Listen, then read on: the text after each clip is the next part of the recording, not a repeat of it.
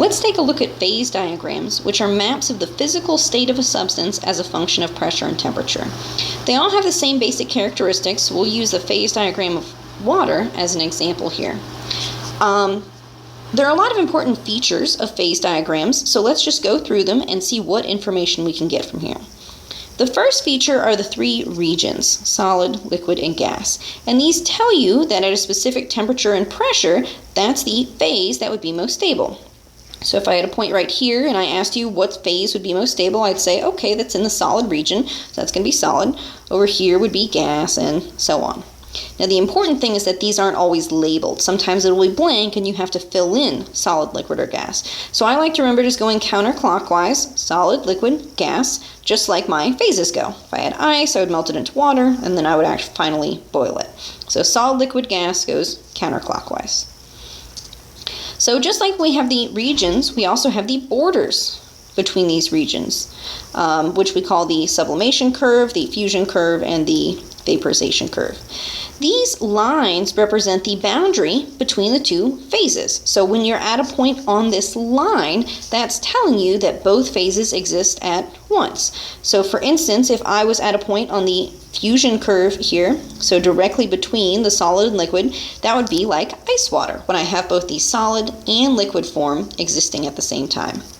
A point on the sublimation curve means I have the solid and gas existing at the same time, and a point on the vaporization curve means I would have the liquid and gas existing at the same time. Similar to that, we have this one special point here in the middle, which we call the triple point. And this is the one set of conditions where the solid, liquid, and gas would all exist simultaneously. So if we take water for an example, at the triple point you would have ice and water, and at the same time it would be boiling. It would be turning into a vapor. Again, very, very rare, only one set of conditions that you can achieve to make that happen, but every substance does have this triple point. These lines are also useful because they can help you tell the melting point or boiling point or sublimation point at a specific pressure. So for instance, if I was looking at 760 torr for water, it crosses the vaporization curve at 100 degrees. That's why that's my boiling point.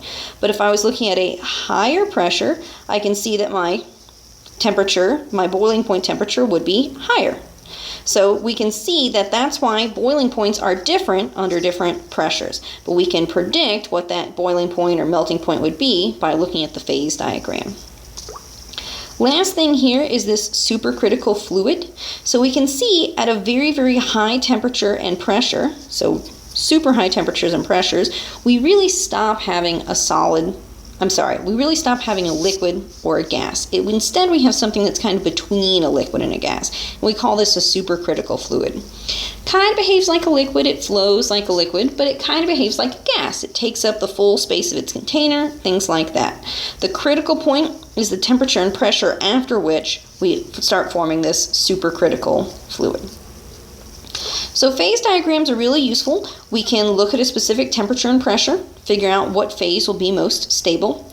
We can figure out the boiling or melting or sublimation temperature at various pressures. Or we can ask ourselves, if I heated a sample at a specific pressure, what phase changes would I undergo? So here, for instance, would go from the solid to the gas. We can also get one other piece of information from phase diagrams, and that's the density. Well, not specifically the density, but I can figure out if either the liquid or solid state is more dense. For most substances, the solid is more dense, but one of the most common examples where that's not true is water. We know water is actually more dense than ice. That's why ice floats in water, because it's less dense. But for most things, that's not the case. But we can actually look at something's phase diagram and figure out which one would be more dense. And you do that by looking at the slope of that fusion curve right there. If it has a negative slope, that means that the liquid is more dense. If it has a positive slope, that means that the solid is more dense. And the reason for that is because, again, as you increase the pressure, it should favor the denser state. So if we look at water on the left here, and we think about increasing the pressure at 0 degrees, we're going to go through gas, solid, and then back into liquid. Pretend I can draw a straight line there. Since as we get more dense, it actually turns back into a liquid. That's what tells me the liquid is the denser state. On the right side, however, this is carbon dioxide. We can see if we drew a similar line, we'd go from the gas to the liquid, and then it would go back into the solid region because that line has a positive slope. So this is what tells me that the solid is more dense in this case. So again, just look at the slope of this line, however you want to think about it, negative or positive slope, or you can think about this one as veering up and to the left, whereas this one's up and to the right.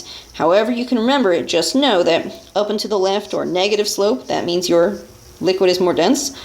Up and to the right or positive slope, that means your solid is more dense. So let's look at some sample questions for phase diagrams.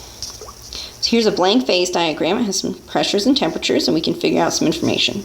First of all, label solid, liquid, and gas. Easy. Counterclockwise, solid, liquid, gas. Done. Second question. What phase changes occur if you heat this sample from 0 to 300 Kelvin at a pressure of 10 atmospheres? Alright, so we don't have exact points on the graph, but we can see here's 5.2 atmospheres and here's 73. So 10, I'm going to put it right about here, and I'm going to heat from 0 to about 300. So right about like that. So we're just estimating. We know it's above 5.2, below 73, and we can go from 0 to 300. So if we look at our phase changes, we can see we went from first solid to liquid, and then we went from liquid to gas. So our answer would be, the phase change would be solid to liquid and liquid to gas. We can also, if we wanted to use terminology, solid to liquid would be melting, liquid to gas would be vaporizing. Alright, put my labels back on here. Next question. What phase changes occur if you increase the pressure from 1 to 73 atmospheres at a temperature of 220? So 220 Kelvin is right about there. So we're going to start at 1 atmosphere, and we're going to move up to 73 atmospheres, which is right on this line, like that. So we say, okay, as we go from 1 to 73 atmospheres, first we go from a gas to a liquid as we cross that first line, and then we go from a liquid to a solid. So we can see increasing the pressure actually has, that's an S right there. Let's go back. Increasing the pressure can also cause phase changes, even if your temperature is held constant. The last thing we can do is ask ourselves if the solid or liquid phase is more dense. If we look at this line here, it has a positive slope, leans up and to the right, or if we drew a line, I would end up back into the solid phase. So the solid phase here is more dense.